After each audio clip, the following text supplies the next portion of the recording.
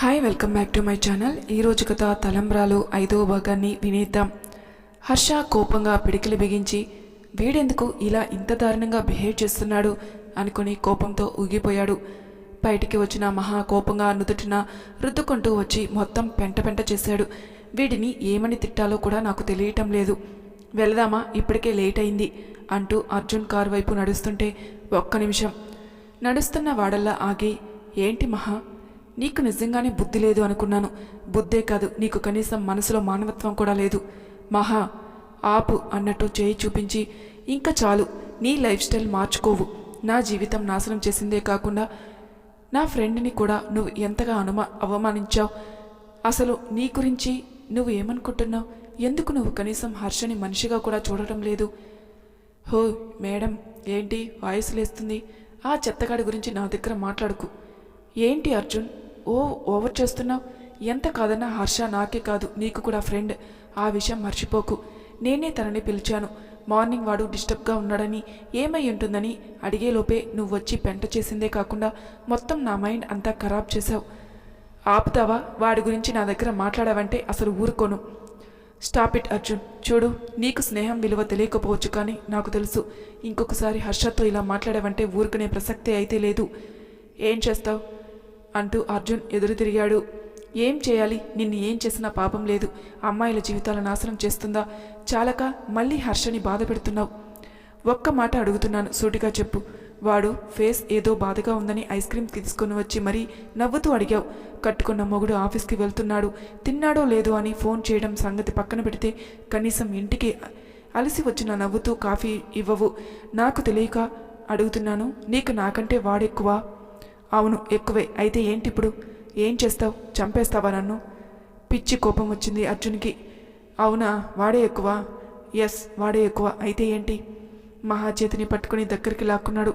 ఎంతగా అంటే అతని ఫోర్స్కి మహా అతని ఛాతి మీద ఒక చేయి వేసి మరో చేతిని అతని భుజం మీద వేసి అతని వైపు చూసింది.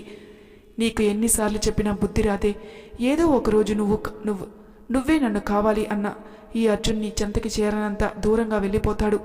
ఏదో ఆవేశంలో అన్నాడు, కానీ ఆ మాట ముందు ముందు తమ జీవితాలను నాశనం చేస్తుందని మన అర్జున్కి తెలియదు కదా.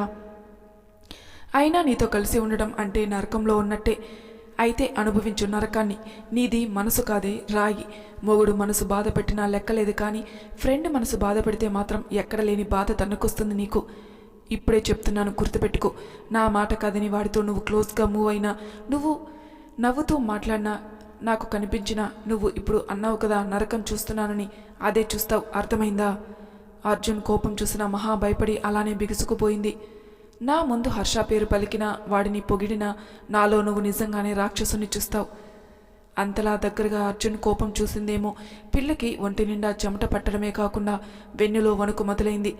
ఏడుస్తూ అర్జున్ షర్ట్ కాలర్ పట్టుకుని, నిజంగా నువ్వు రాక్షసుడివి అంటూ ఏడుస్తూ కారు ఎక్కింది. ఇదంతా చూసిన చరణ్ తల పట్టుకుని, అనవసరంగా వీడికి ప్రామిస్ చేసి తప్పు చేశాను. ఈ మహావాడిని అసలు అర్థం చేసుకోదు. అర్జున్ మహా ఏడుపు చూడగానే కోపం తమాయించుకుని, నువ్వు ఏంటిక్కడ? రేయ్, అసలు ఏంట్రా మీ ఇద్దరు? రోడ్డు మీద ఇలా గొడవ పడతారా? ఏఆర్ కంపెనీ ప్రెసిడెంట్వి నువ్వు. ఆ విషయం మర్చిపోకు. కొంచెం డీసెంట్గా బిహేవ్ చేయరా. ఆ హర్ష నా భార్య జోలికి వస్తే ప్రెసిడెంట్ కాస్త నా పెళ్ళం అన్నట్లుగా రాక్షసుడిగా మారిపోతాడు. రేయ్, మహాకి నిజం తెలీదు. తనని ఫ్రెండ్లానే చూస్తుంది. అవును, కానీ ఇప్పటికీ వాడు మహాని లవ్ చేస్తున్నాడు. ఆ విషయం కూడా దానికి తెలుసు. అయినా వాడితో మాట్లాడితే నాకు మండుతుంది. తెలిసాక కూడా వాడితో ఐస్ క్రీమ్ అవసరమా అంటూ పటపటా పళ్ళు కొరికాడు. రేయ్, నువ్వు ముందు కారు ఎక్కు. మహా అక్కడ ఏడుస్తుంది. కర్మ, ఎలా ఉండేవాడిని ఎలా మార్చేసిందో చూడు. కోపంగా కారు ఎక్కాడు. ముక్కు చిదుకుంటూ విండో బయటికి చూసి, వీడు మారడు, మూర్ఖుడు వీడు ఉండవచ్చు ఫ్రెండ్స్తో, కానీ నేను ఉండకూడదు అనుకుంది. చరణ్, కారు ఎక్కు. మహా ఏడుస్తూ, నీ ఫ్రెండ్స్తో నువ్వు ఉండవచ్చు, కానీ నేను మాత్రం ఉండకూడదు.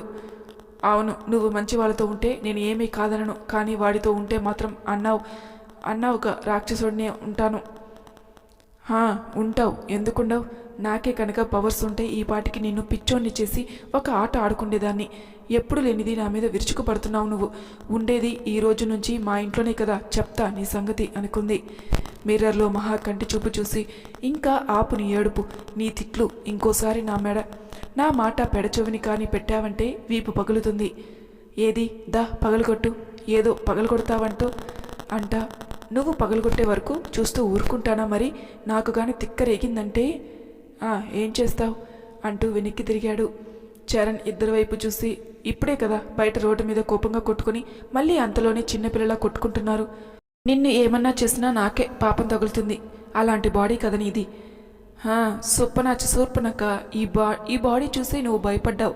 ఆ విషయం మర్చిపోకు. నేను సుప్పనాచి దాన్ని కాదు, నువ్వే మాయలోడివి. ఎవరిని వదిలిపెట్టకుండా అందరి అమ్మాయిల్ని గోకావు. ఆ మాటకి అర్జున్కి నవ్వు వచ్చినా నవ్వు ఆపుకొని, గోకుతాను, నా ఇష్టం, నీకేంటి? ఎలానో సంవత్సరం తర్వాత నువ్వు నన్ను వదిలేస్తావు కదా, గోకుండా ఎలా ఉంటాను? ఆ మాట మహాకి ఎక్కడో తగులుతుంది.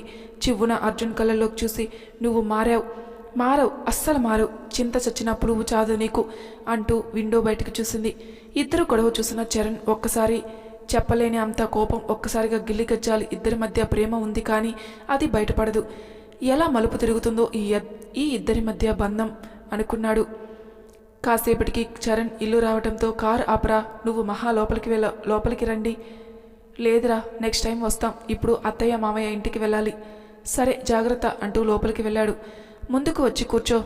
మహా ఏమీ మాట్లాడకుండా ఏడుస్తుంటే, అయిపోయింది కదా, ఇంకా వదిలే రా, ముందుకు వచ్చి కూర్చో. నేను రాను, నువ్వు నా గురించి ఆలోచించవలసిన అవసరం లేదు. మహా చెప్పింది చెయ్యి. కోపంగా చూసి కారు దిగి ముందుకు వచ్చి కూర్చుంది. గుడ్, అలా నా మాట వినాలి. నీ మాట నేను అస్సలు వినను. నేను హర్షతో ఉంటాను, తనతోనే ఎప్పటిలాగానే మాట్లాడతాను అంటూ గట్టిగా అరిచి అంతలోనే ఏడుస్తూ, ఎందుకు నా మీద కోప్పడ్డావు? నువ్వు మారిపోయావు. హిట్లర్ నా జీవితం నాశనం చేసిందే కాకుండా నా మీద అరుస్తున్నావు. నీకు ఏమన్నా న్యాయంగా ఉందా? ఆమె అలా ఏడవగానే అర్జున్ బాధగా మహా చెంపపై చేయి వేసి, సారీ మహా, ఇంకెప్పుడు నీ మీద కోప్పడను. నాకు ఎంత భయం వేసిందో తెలుసా అంటూ ముక్కు తుడుచుకుంటూ, ఇప్పటి వరకు మా అమ్మ నాన్న కూడా నా మీద కోప్పడలేదు, నువ్వు అంత గట్టిగా అరిచావు. ఆమె అమాయకత్వం, కోపం, నవ్వు ఎప్పుడు ఎలా ఉంటుందో తెలీదు. అంతలో పట్టరాని కోపం. ఆ కోపంలోనే చిన్నపిల్ల మనస్తత్వం, కొంచెం తిక్కదనం, మరికొంచెం మంచితనం. అన్నిటికంటే అర్జున్ అంటే ఎక్కడ లేని ప్రేమ.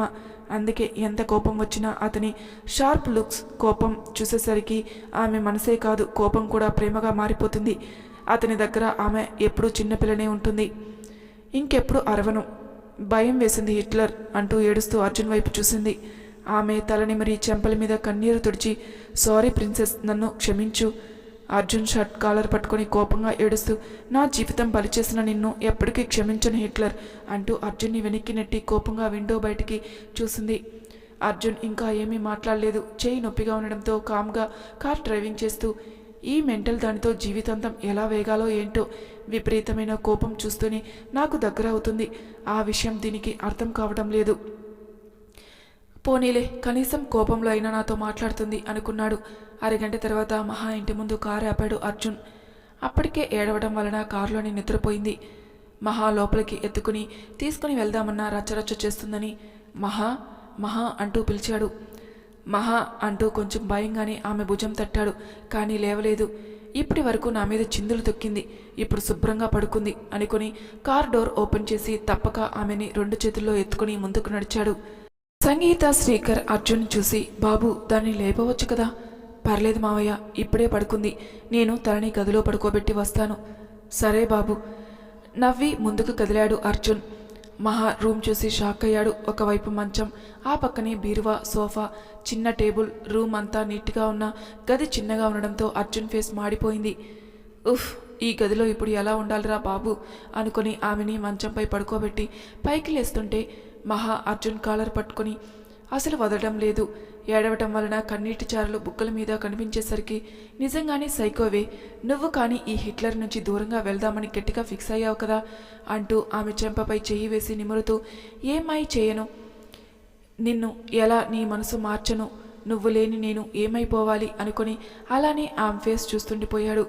ఎంతకీ ఆమె షర్ట్ కాలర్ వదలకపోవడంతో అర్జున్ అలానే ఆమె వైపు చూసి తన షర్ట్ విడిపించుకుంటుంటే మహా అసలు వదలడం లేదు. పసిపాప చేయి ఎంత గట్టిగా పట్టుకుంటుందో అలానే మహా పట్టుకుంది. హుఫ్ అంటూ ఆమె ఫేస్ మీద గాలి ఊదాడు. నిద్రలో చిన్నగా నవ్వి అతని షర్ట్ కాలర్ వదిలింది మన ప్రిన్సెస్. హిట్లర్ తనలో తానే నవ్వుకుని పైకి లేచాడు. నిద్రలో ఉన్న మహా చిన్నగా నవ్వి అర్జున్ షర్ట్ కాలర్ వదిలి ముడుచుకుని పడుకుంది. ఆమె తల నిమిరి, సైకోవే నువ్వు, ఎలా మాయ చేయాలన్నా మళ్ళీ నీ మనసు మారదు కదా అనుకున్నాడు. చాలాసేపు ఆమె ముఖం చూసి పైకి లేచాడు. ఇంతలో సంగీత గారు వచ్చి, అర్జున్ బాబు కాఫీ తీసుకోండి. థ్యాంక్స్ అత్తయ్య. ఎప్పుడూ లేనిది ఇది ఈ టైంలో నిద్రపోతుందేంటి? పడుకొనివ్వండి అత్తయ్య, ఆఫీస్లో వర్క్ వలన కొంచెం తలనొప్పిగా ఉందని చెప్పింది, అందుకే నీరసం వచ్చి పడుకుని ఉంటుంది. సరే బాబు, మీరు కూడా రెస్ట్ తీసుకోండి, భోజనం అవ్వగానే పిలుస్తాను. సరే అత్తయ్య అంటూ రూమ్ చూసి, రెస్ట్ తీసుకోవాలనే ఉంది, ఏమాత్రం దీని పక్కన పడుకున్నా నన్ను ఇంకా చావగొడుతుంది అంటూ కాఫీ సిప్ చేసి, హిష్, నా టైం ఏంట్రా బాబు, ఈ ఫ్యాన్ గాలి కూడా సరిపోవడం లేదు అంటూ విండో డోర్ ఓపెన్ చేసి సోఫాలో కూర్చున్నాడు. ఇంత చిన్న రూమ్లో ఎలా ఉంటుంది ఇది, నాకైతే ఒక్కగా ఉంది అనుకుని మహా వైపు చూశాడు. ఆదమర్చి నిద్రపోతుంది.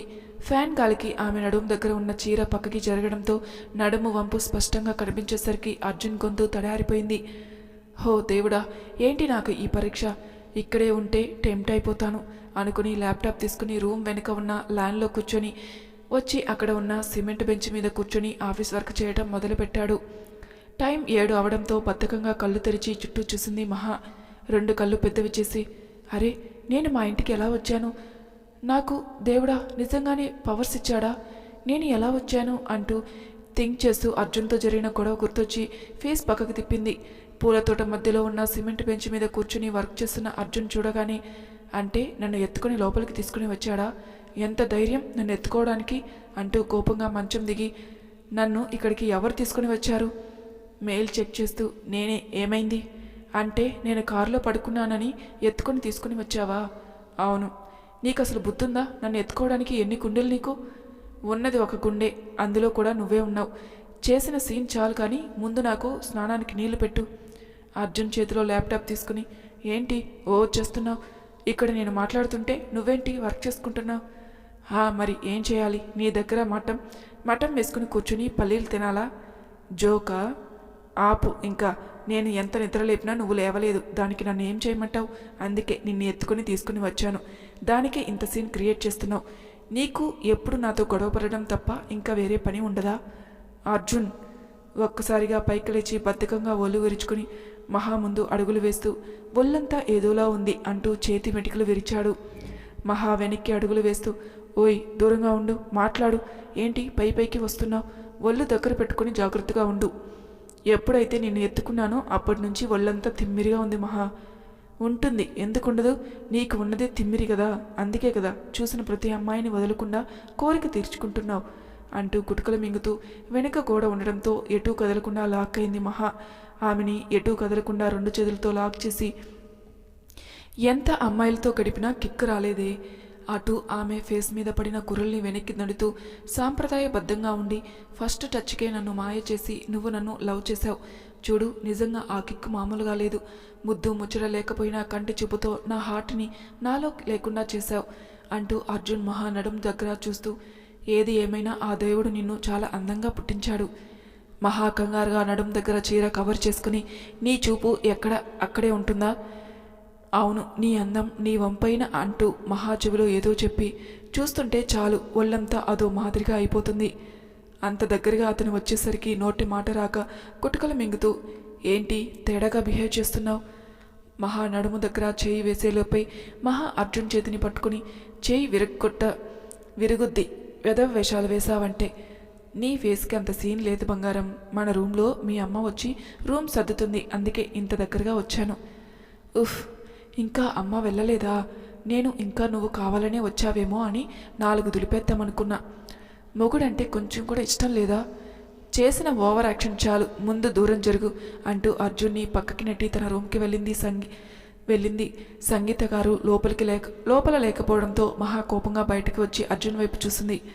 ఆమె ముఖాన షర్టు విసిరి, వాష్రూమ్కి వెళ్తున్నాను, నా టవల్ తీ అంటూ అక్కడి నుంచి జంప్ అయ్యేసరికి మహా కోపంగా అర్జున్ షర్టు నలిపేస్తూ, చెప్తాను నీ సంగతి, నా దగ్గరే నా ఆటలు ఆడుతున్నావు అంటూ కోపంగా ఊగిపోయింది. మహా, నిద్రలేచావా? ఇదిగో కాఫీ తాగు. థ్యాంక్స్ అమ్మా అంటూ తలని హత్తుకుంది. ముందు నువ్వు అల్లుడు గారి సంగతి చూడు, స్నానానికి వెళ్ళారు కదా, బట్టలు తీసి నువ్వు బయటికి రా. ఎందుకమ్మా? ఎందుకంటావేంటే, తింగరిదానా, మీ ఆయనకి భోజనం ఎవరు వడ్డిస్తారు? నువ్వు తొందరగా స్నానం చేసిరా, ఆ ముఖం చూడు ఎలా ఉందో. వస్తాను, నువ్వు వెళ్ళు అంటూ అర్జున్ బ్యాగ్ తీసి అతని బట్టలు పెట్టి మీద పెట్టి టవల్ తీసుకుని వాష్రూమ్ దగ్గరికి వెళ్ళి టవల్ డోర్ మీద వేసి రూమ్కి వచ్చింది మహా. ఏంటి అన్నయ్య, భోజనం చేయకుండా ఇక్కడ ఒంటరిగా కూర్చున్నావు? ఏం లేదురా, నువ్వు భోజనం చేసావా? చేశానన్నయ్య అంటూ హర్ష పక్కన కూర్చుంది. అన్నయ్య చెప్పుమా, ఎందుకు అన్నయ్య నీ కంట్లో ఆ తడి? ఏం లేదమ్మా, నువ్వు నాకు అబద్ధం చెప్పలేవన్నయ్య. నా జీవితమే ఒక అబద్ధంలా ఉంది. కోరుకున్నది దక్కదు. నా చేతిని పట్టుకున్న స్నేహం కూడా నాకు దూరంగా ఉంటుంది.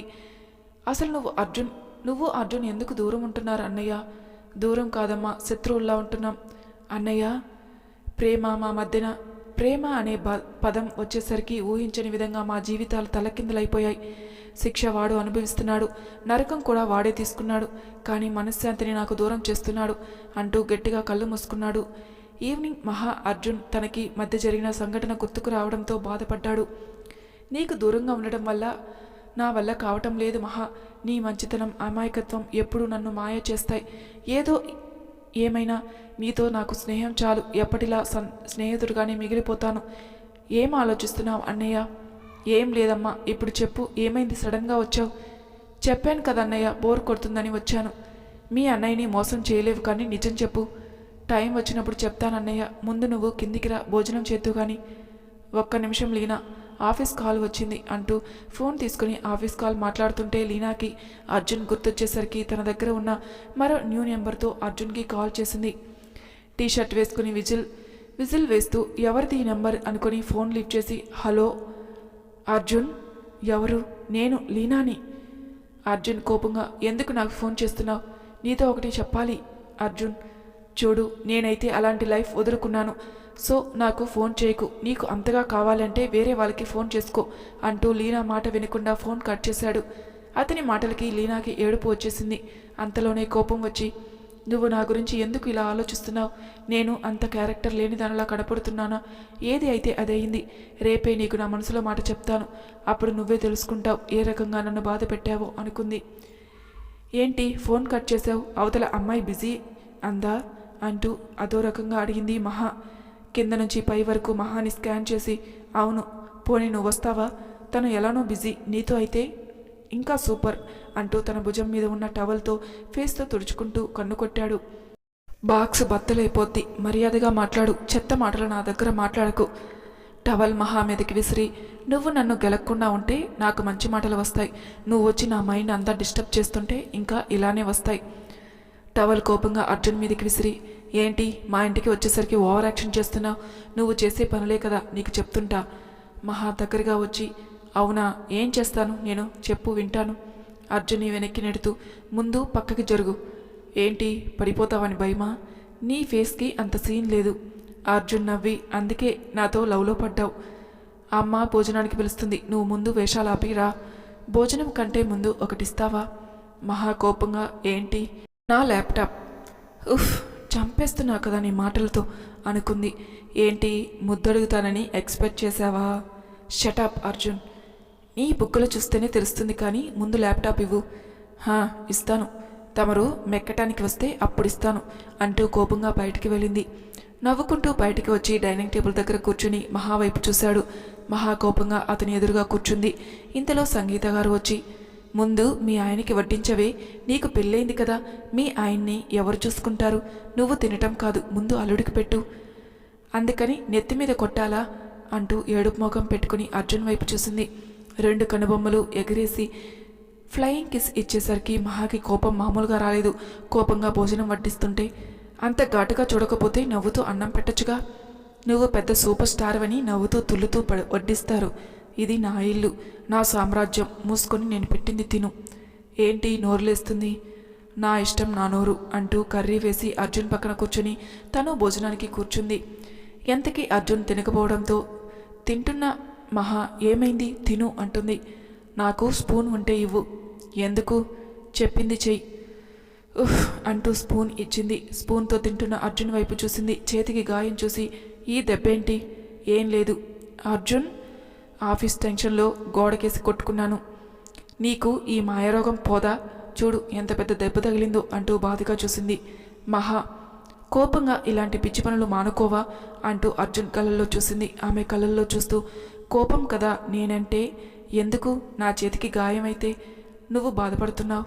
మరి బాధ కాదా? ఏంటి వినిపించడం లేదు, మళ్ళీ చెప్పు. మహా వెంటనే తేరుకొని, నీకు దెబ్బ తగిలితే నాకు ఎందుకు హిట్లర్, తిన ముందు తినిపించు మహా, స్పూన్తో తినటం నాకు రాదు. స్పూన్తో తినటం రాదు కానీ అమ్మాయిలు తినటం వచ్చే. ఇంకొకసారి డబుల్ మీనింగ్ డైలాగ్ కొట్టావంటే నాలుగు చీరేస్తాను.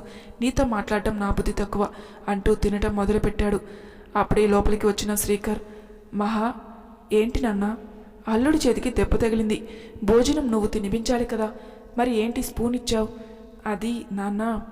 మహా నువ్వు ఇంకా చిన్న పిల్లవి కాదు, ముందు తనకి భోజనం తినిపించు. పర్వాలేదు మావయ్య, తను తినిపిస్తానంటే నేనే వద్దు అన్నాను. నాకు తెలుసు బాబు, మహాకి కొంచెం ఏమీ తెలీదు, అందుకే తినిపించమని చెప్పాను అంటూ తన గదిలోకి వెళ్లారు. కిచెన్ రూమ్ నుంచి వచ్చిన సంగీత పెరుగు గిన్నె టేబుల్ మీద పెట్టి మహావైపు కోపంగా చూసి, అల్లుడికి భోజనం తినిపించు అంటూ సైగ చేసి లోపలికి వెళ్ళింది. ఏమాత్రం వీడికి ఇప్పుడు భోజనం తినిపించకపోయినా అమ్మా నాన్నకి డౌట్ వస్తుంది అనుకుని అర్జున్ వైపు చూసింది. ఏంటి ప్రిన్సెస్, తినటం మానేసి నాకు సైట్ కొడుతున్నావు? భోజనం ప్లేట్ తీసుకుని నేను తినిపిస్తాను. వద్దు ప్రిన్సెస్, మూసుకొని ప్లేట్ ఇవ్వు, ఓ చేయకు అంటూ ప్లేట్ తీసుకుని గోరుముద్దలు చేసి అర్జున్కి తినిపిస్తుంటే అర్జున్ తింటూ ఆమె వైపు చూశాడు. అతను ఎందుకు అలా చూస్తున్నాడో అర్థం కాక, ఏమైంది, కారం ఎక్కువైందా? లేదు. మరి నిజంగా ప్రేమిస్తున్నావా, లేదంటే మీ అమ్మా నాన్న కోసం తినిపిస్తున్నావా? ప్రేమతో నీకు ఎందుకు తినిపిస్తాను? మా అమ్మా నాన్నకి డౌట్ రాకుండా ఉంటుందని తినిపిస్తున్నాను. ప్రేమ గ్రీమ అలాంటివి నా దగ్గర ఎక్స్పెక్ట్ చేయకు. ఎందుకు నేనంటే అంత కోపం నీకు తెలీదా అంటూ కోపంగా చూసింది. తెలుసు, మీ అమ్మా నాన్న కోసం అయితే నువ్వు నాకు తినిపించకు, నేను తింటాను అంటూ ప్లేట్ తీసుకున్నాడు. కానీ తినాలని అతనికి అనిపించలేదు. వెంటనే ప్లేట్ వదిలేసి రూమ్కి వెళ్ళాడు. వెళ్తున్న అర్జున్ వైపే బాధగా చూస్తుండిపోయింది. మరి తర్వాయి భాగంలో ఏం జరుగుతుందో నెక్స్ట్ ఎపిసోడ్లో తెలుసుకుందాం. అంతవరకు నా ఛానల్ని సబ్స్క్రైబ్ చేయని వాళ్ళు ప్లీజ్ సబ్స్క్రైబ్ చేయండి, లైక్ చేసి షేర్ చేయండి. మీ అభిప్రాయాలు నాకు కామెంట్ రూపంలో తెలియజేయండి. Thank you for listening.